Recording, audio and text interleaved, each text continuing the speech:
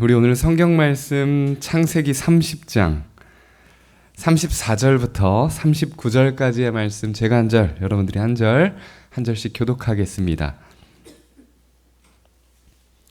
창세기 30장 34절에서 39절까지의 말씀입니다.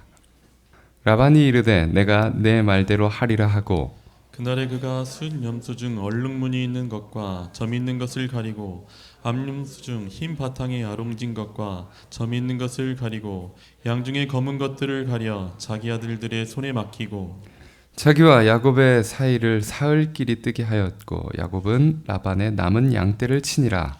야곱이 버드나무와 살구나무와 시풍나무의 푸른 가지를 가져다가 그것들의 껍질을 벗겨 흰 무늬를 내고 그 껍질을 벗긴 가지를 양떼가 와서 먹는 개천의 물 구유에 세워 양떼를 향하게 하매 그떼가 물을 먹으러 올 때 새끼를 베니 가지 앞에서 새끼를 뱀으로 얼룩얼룩한 것과 점이 있고 아롱진 것을 낳은지라. 아멘. 우리가 계속해서 야곱의 이야기를 함께 살펴보고 있습니다. 세상의 기준과 자신이 즐겨하던 별미로 인해 하나님의 약속을 잊은 아버지 이삭, 또 하나님께서 허락하신 놀라운 복을 나의 것으로 여기는 어머니 리브가, 그 사이에서 약속하신 복을 향해 나아가는 야곱의 여정은 고단하고 힘겨운 길이 됩니다. 하지만 자신의 상황이나 환경이 아닌 나와 함께 하시는 하나님을 보게 된 그 순간부터, 하나님께서 나와 함께 하신다는 그 약속을 붙잡게 된 그 순간부터 야곱의 삶은 변화하기 시작합니다. 누군가의 눈치를 보는 삶, 타인에게 이끌려가는 삶이 아니라 주도적인 삶, 하나님께서 허락하실 그 복을 향해 적극적으로 걸어가는 그런 삶이 됩니다. 지난주 처음 보는 목자들에게 내 형제여 기억하시죠? 물으며 정보를 얻기도 하고 또 직접 돌을 옮기며 라반의 양떼를 먹이는 그런 모습을 우리가 살펴보았습니다. 그리고 야곱은 주도적으로 살아가며 도착한 그 라헬 앞에서 고단했던 마음을 내려놓으며 울음을 터뜨리게 됩니다. 하나님께서 주실 복을 향해 나아가는 그 고단한 여정에 그의 마음을 내려놓는 그곳에서 야곱의 사랑이 시작된 것이죠. 하나님 나라와 그 뜻을 위해, 복음을 위해 더 적극적이고 더 주도적으로 고생하시기를 축복합니다.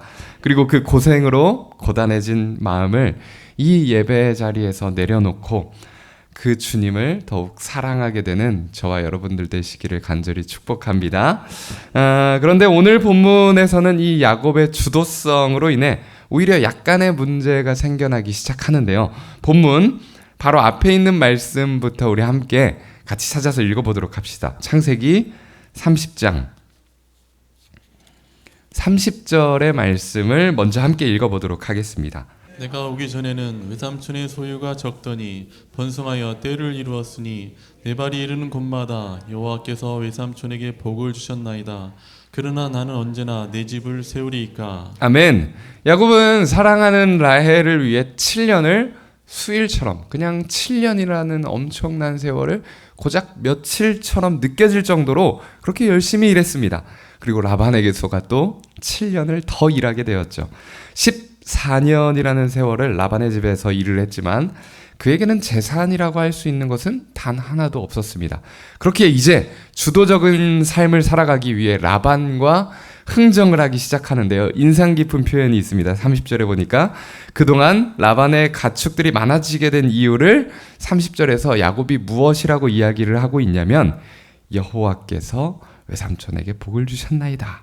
하나님께서는 우리에게 복 주시는 분이십니다. 믿으십니까? 하나님께서는 루스에서 잠들던 야곱에게 하신 그 약속을 기억하셨습니다. 그렇기 때문에 야곱이 머물고 있는 그 라반의 집을 복되게 하신 것이죠. 비록 아직 라반의 집에 머물고 있는 그를 위해 무엇으로 일을 하고 있는 그런 상황이지만 하나님께서는 약속대로 그가 머물고 있는 곳을 복되게 하셨습니다. 그렇다면 이제 야곱은 자신의 복을 위해서 무엇을 하면 되겠습니까? 하나님의 약속을 기억하고 그 약속을 따라가기만 하면 되는 것입니다.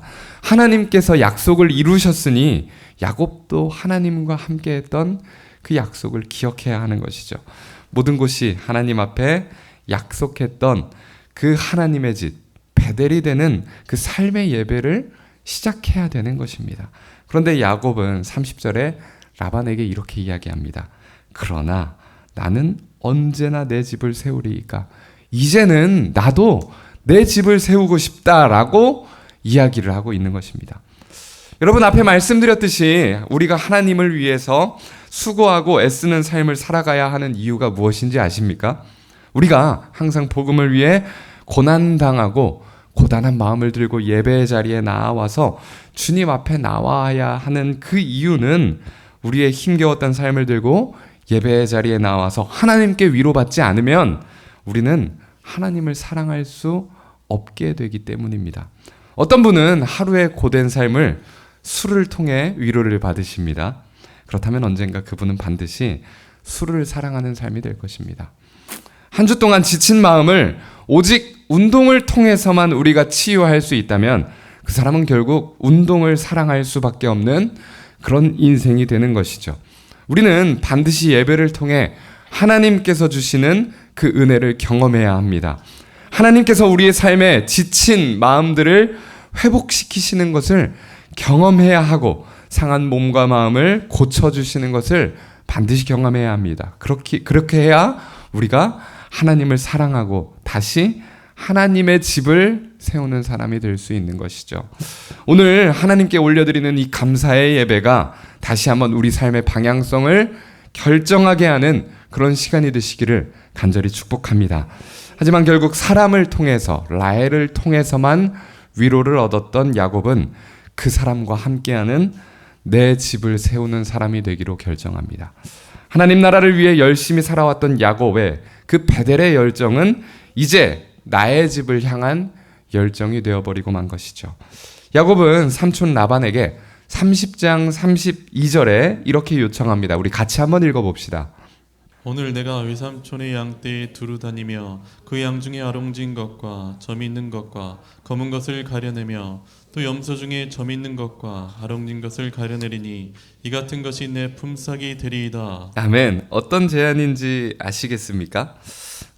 보통 양은 온전히 하얗거나 염소의 경우에도 온전히 검은 염소가 더 가치가 있습니다. 이해가 되죠?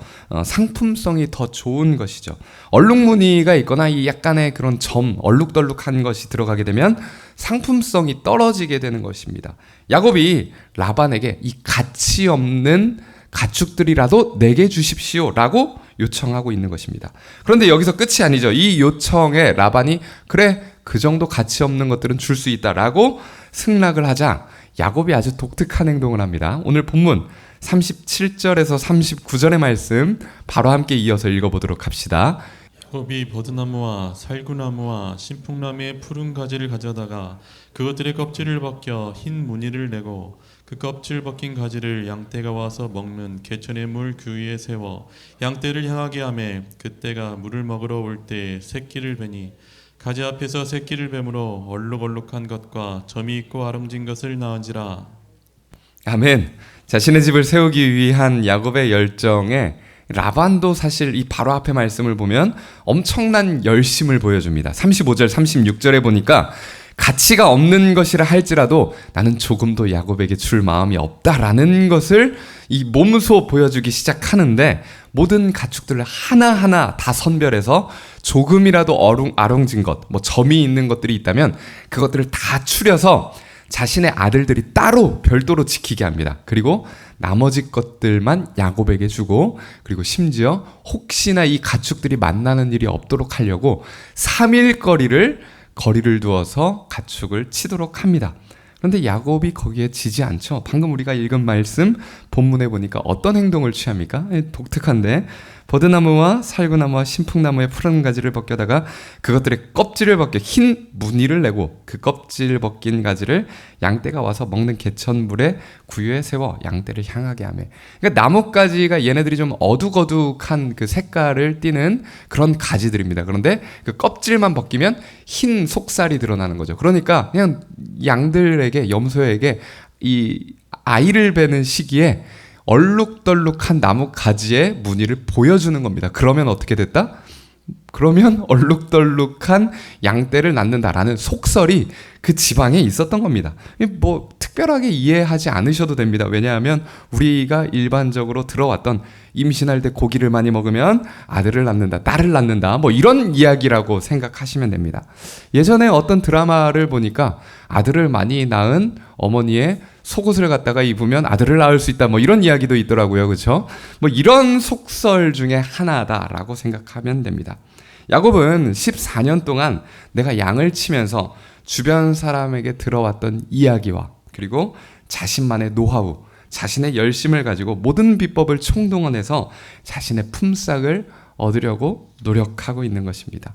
물론 표면적으로 결과를 살펴보면 야곱의 비법이 통한 것처럼 보입니다. 분명 야곱에게는 아롱지고 점이 있는 이 열성의 가축이 한 마리도 없었는데 어느새 수많은 양떼와 노비와 낙타를 거느리게 되었다라고 하고 있습니다.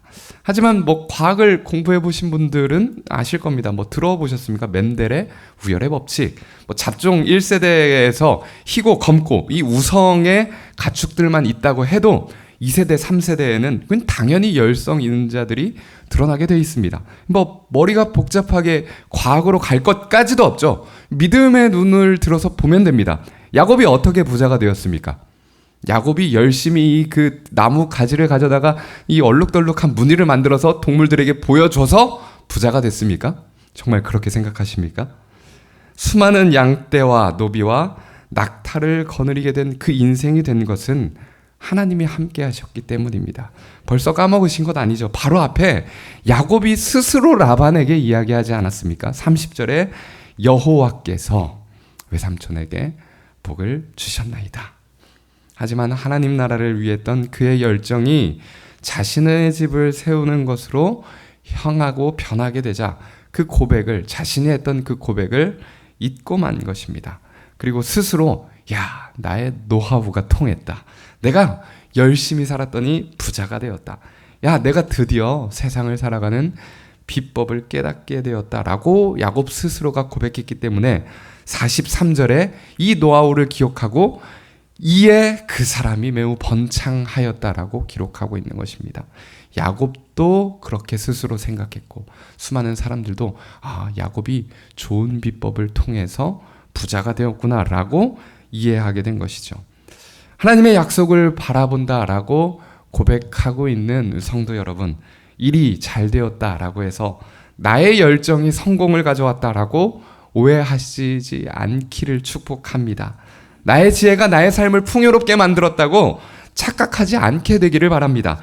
하나님을 예배하는 성도들의 삶은 하나님께서 인도하십니다.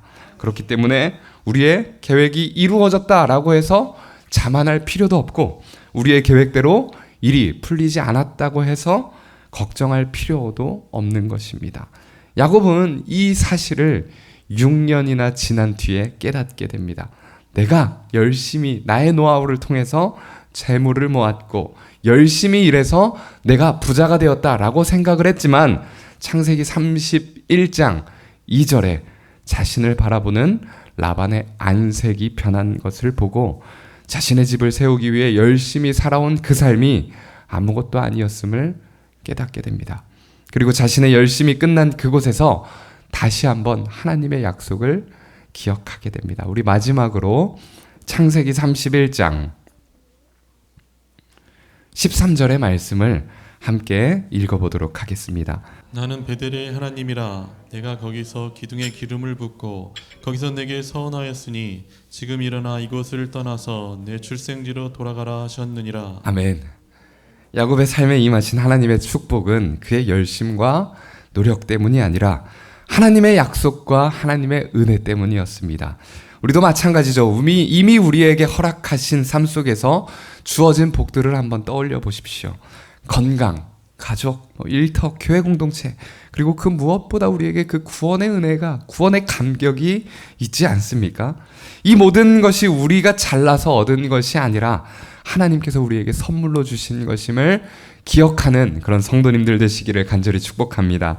가끔 예배를 통해 하나님께서 나와 함께 하신다는 그 확신을 얻게 되어 삶을 주도적으로 복음을 위해 살아가다 보면 우리는 때론 이 중요한 사실을 잊게 되기도 합니다. 하나님과 했던 약속, 내 집을 세우는 것이 아닌 하나님 나라를 세우면서 살아가겠다 결단했던 그 마음들을 잊곤 합니다. 야곱은 6년이라는 시간을 통해 이것을 깨닫게 되었지만 오늘 우리는 이 감사의 예배를 통해서 이 사실을 기억하는 지혜로운 성도님들 되시기를 간절히 축복합니다. 삶이 풍성할 때에도 고난 가운데 있을 때에도 우리와 함께 하시는 그 신실하신 하나님을 늘 찬양하며 우리가 가진 것을 주신 분은 하나님이시며 우리의 모든 삶은 그분의 손에 있음을 기억하시게 되기를 축복합니다. 우리가 그렇게 다시 베델을 기억하는 삶을 살아갈 때 우리의 감사와 예배를 기뻐 받으시는 하나님께서 우리들의 삶 가운데 더욱더 복된 것으로 더욱더 큰 감사로 함께 하실 것입니다. 사랑과 은혜가 풍성하신 하나님 아버지 감사합니다. 오늘도 우리에게 말씀을 통해 하나님의 뜻을 깨닫게 하시니 감사를 드립니다. 하나님, 이 시간 우리가 살아가는 모든 순간이 주님의 은혜임을 고백합니다. 우리가 가진 건강도, 가족도, 우리의 재능도, 우리의 삶에 필요한 모든 것들이 주님께로부터 온 선물임을 믿습니다. 우리는 종종 야곱처럼 우리의 열심과 우리의 노하우로 삶을 꾸려가려 할 때가 많습니다. 그러나 그 모든 길 위에 여전히 함께 하시는 하나님의 손길을 잊지 않게 하시고 우리의 모든 복과 성공의 근원이 하나님께 있음을 기억하게 하여 주시옵소서. 특별히 추수감사절을 맞아서 우리가 받는 모든 은혜를 기억하며 감사로 주님께 나아가기를 원합니다. 삶의 기쁨과 고난 속에서도 우리의 위로와 소망이 오직 하나님께 있음을 믿으며 항상 감사와 찬양으로 예배하는 성도들의 삶을 살아가게 하여 주시옵소서. 매일의 예배 가운데 주님을 만나고 그 은혜로 하나님을 더 사랑하게 하시고 우리의 삶을 통해 하나님의 집 베델을 세워가는 사명을 잊지 않게 하시며 언제나 주님의 나라를 위해 헌신하는 삶으로 우리를 인도하여 주시옵소서. 이 모든 말씀 우리를 구원하신 예수 그리스도의 이름으로 기도합니다. 아멘.